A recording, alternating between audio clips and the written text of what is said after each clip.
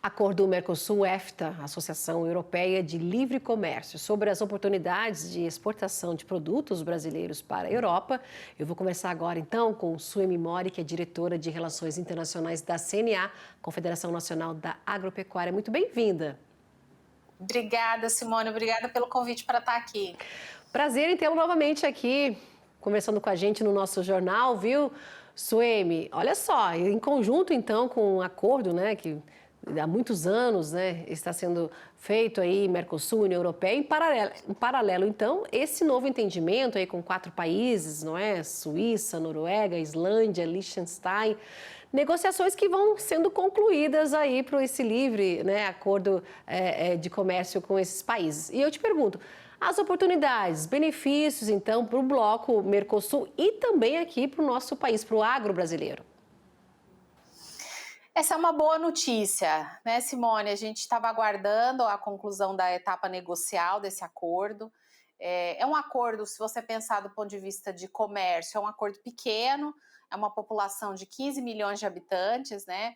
As nossas exportações agropecuárias para os 4 países somam cerca de 0,3% de tudo que a gente exporta. Só para comparar, por exemplo, com a União Europeia compra 13% de tudo que a gente vende e China pouco mais de 30%.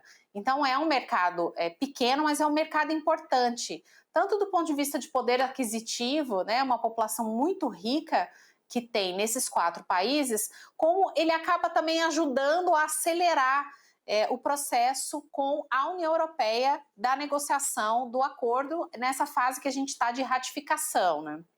Pois é, importante aí como você colocou, né?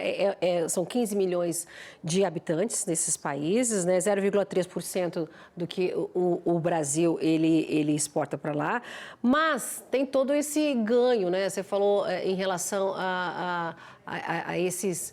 A gente pode colocar também aí, colocando mais o PIB, né? Os maiores PIB do mundo desses países concentrados aí, né? São trilhões aí.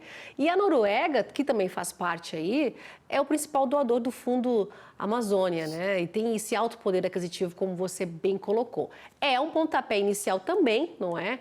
Para esse acordo União Europeia e Mercosul sair. Mas tem mais passos a serem dados além disso, ou Suemi? Com relação à EFTA, agora ele vai ser assinado, né? E depois vai ser traduzido e entra num processo de ratificação, que tem que passar pelos parlamentos dos países, né? No caso do EFTA e aqui nos países do Mercosul. Então tem essas etapas ainda, mas como ele não tem muita resistência, ao contrário de alguns países da União Europeia que já foram vocais, né? Contrários ao acordo, a gente imagina que não haverá nenhum problema, que será um trâmite processual mesmo, para entrada em vigor e ratificação do acordo com os países da EFTA, um pouco diferente de União Europeia. E quais são esses produtos para a EFTA que a gente pode colocar nessa lista aí de benefícios? Simone, assim, quando a gente fala de redução tarifária, né, que é o que que foi do ponto de vista comercial, o que se negociou? Se negociou zerar a tarifa de importação da maioria dos produtos que são comercializados.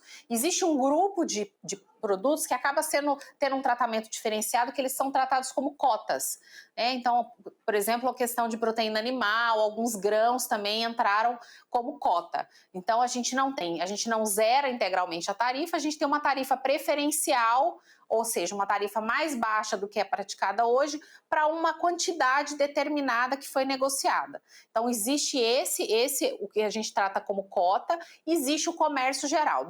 Mais de 95% do comércio entre Mercosul e EFTA vai ser zerado nos próximos anos, o que é uma notícia muito boa. Então, abre a possibilidade. Então, foi zerada a tarifa para algumas frutas, foi zerada a tarifa para café torrado, para suco de laranja, tudo isso abre oportunidades, né? Mesmo sendo esse universo pequeno. Além da questão comercial, a gente também ganha do ponto de vista de investimentos. Como você falou, são países muito ricos, que têm um potencial de investimento muito grande. E, claro, você também ganha em regras de facilitação de comércio.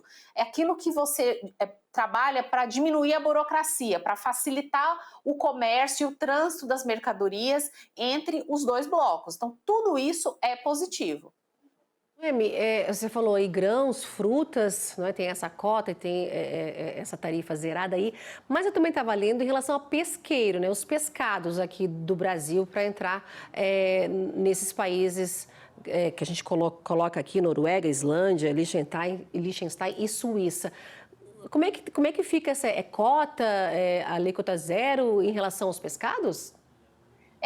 Da nossa parte, para a abertura lá do mercado deles, ou seja, a gente mandando o produto para eles, não foi negociado em cota. O que a gente negociou em cota, então, foi milho, carne bovina, carne de aves, alguns óleos vegetais, farinha de milho, cebolas. Então, tem um grupo de produtos que foi negociado para cotas. Essas cotas, não são cotas para o Brasil, elas são cotas para o Mercosul.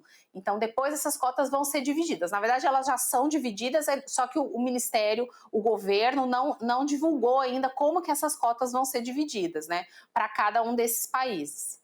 Ah, tá certo. Então tem a cota em específica aí para o bloco todo, mas cada país aí integrante vai ter o seu percentual. Medidas sanitárias, fitossanitárias também foram discutidas aí quando a gente coloca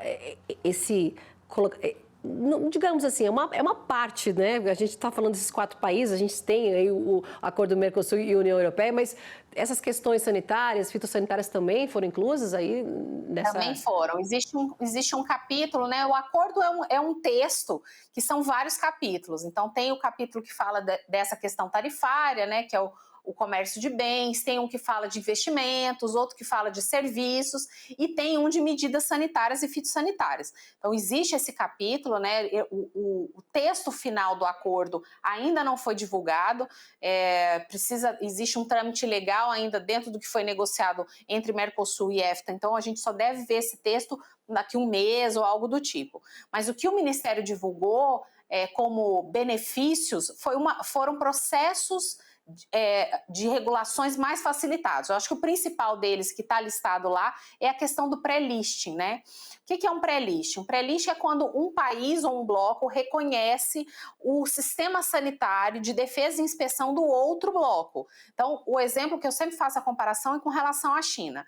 No caso da China, a gente não tem um acordo de pré-listing. Significa que todas as vezes que a gente tem que habilitar uma planta, por exemplo, uma planta frigorífica, para exportar carne para a China, vem uma inspeção aqui, tem todo um processo burocrático envolvido. Quando você tem um pré-listing, o Ministério da Agricultura daqui manda a lista de plantas que estão habilitadas no entendimento entre os dois blocos, um entendimento de requisitos sanitários, né? Nesse caso, eu estou falando de carne bovina, e o outro país, no caso o bloco, nesse caso o EFTA, reconhece.